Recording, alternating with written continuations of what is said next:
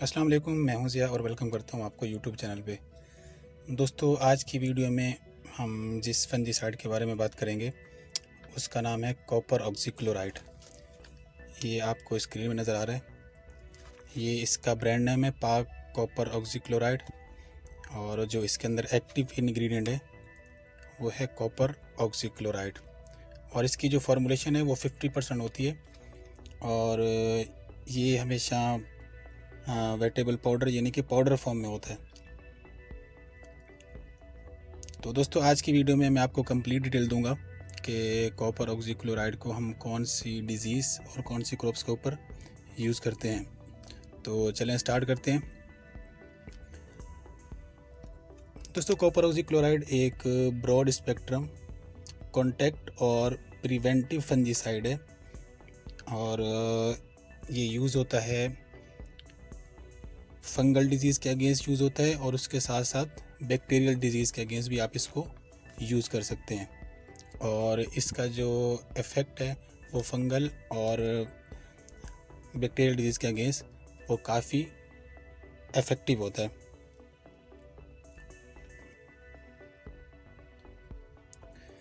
दोस्तों, अगर इसके मोड ऑफ़ एक्शन की बात करें तो ये कॉन्टैक्ट एक्शन में असरअंदाज होता है।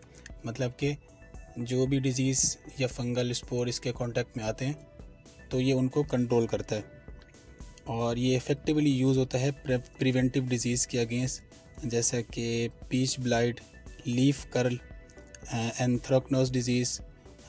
इसके अलावा शूट होल फंगस डिजीज़ के अगेंस्ट भी इसको यूज़ किया जाता है।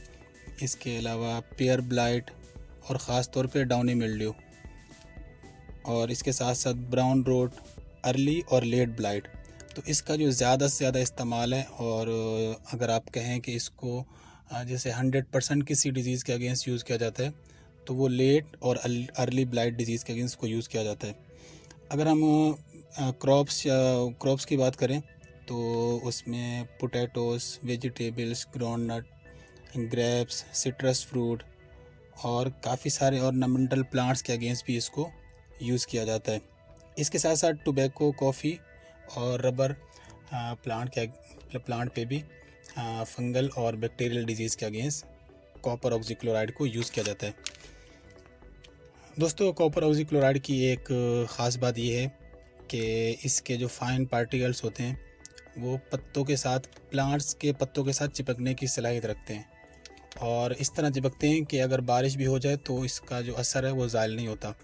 तो आप समझें कि एक प्रोटेक्टिंग लेयर बना लेते हैं और जो फंगल डिजीज़ होती है या बैक्टीरियल तो उसके ऊपर वो असरअंदाज होते हैं।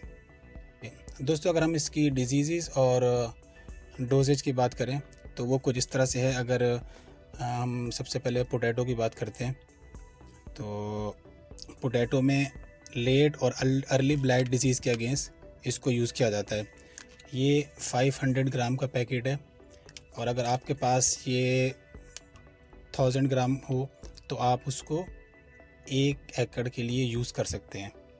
मतलब कि इसके 1000 ग्राम पर 100 लीटर वाटर में आप इसको डिज़ोल्व करेंगे और ये जो कंसंट्रेशन होगी या सॉल्यूशन होगा ये आपके 1 एकड़ के लिए इनफ होगा। तो इसी तरह टोमेटो के लिए भी सेम है। लेट और अर्ली ब्लाइट डिजीज़ के अगेंस्ट आपने इसका 1000 ग्राम यूज़ करना है 100 लीटर ऑफ वाटर में। और अगर आपको कंसंट्रेशन कम बनानी है और आपका एरिया कम है तो आप उस हिसाब से कंसंट्रेशन कम भी कर सकते हैं। दोस्तों, इसके अलावा जो हमारी वेजिटेबल्स होती हैं उनके ऊपर डाउनी मिल्ड्यू का अटैक होता है तो उसके अंदर आप इसकी डोज़ को हाफ़ कर देंगे। मतलब कि ये 500 ग्राम्स का पैकेट है और इसको आप 100 लीटर में डिज़ोल्व करेंगे तो ये जो 100 लीटर का सोल्यूशन बनेगा आप इसको वेजिटेबल्स पे अप्लाई कर सकते हैं।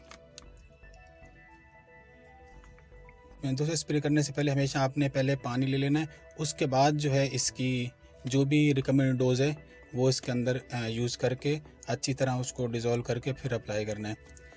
और ये भी बताता चलूँ कि आप इसको दूसरी जो फंजीसाइड्स होती हैं या पेस्टिसाइड उनके साथ मिला के भी आप इसको यूज़ कर सकते हैं, स्प्रे कर सकते हैं।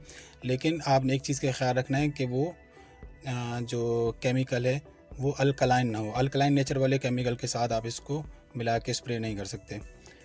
और अगर डिज़ीज़ का इफ़ेक्ट कंटिन्यूस रहता है, मतलब आप आज के दिन स्प्रे करते हैं और उसके बाद जो है 10 दिन तक आप देखें कि अगर डिज़ीज़ कंट्रोल हो जाती है तो ठीक है, अगर नहीं तो फिर 10 दिन के बाद एक स्प्रे आप और भी कर सकते हैं।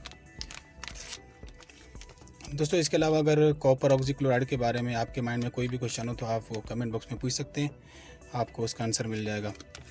मिलते हैं नेक्स्ट वीडियो में, तब तक के लिए अल्लाह हाफ़िज़।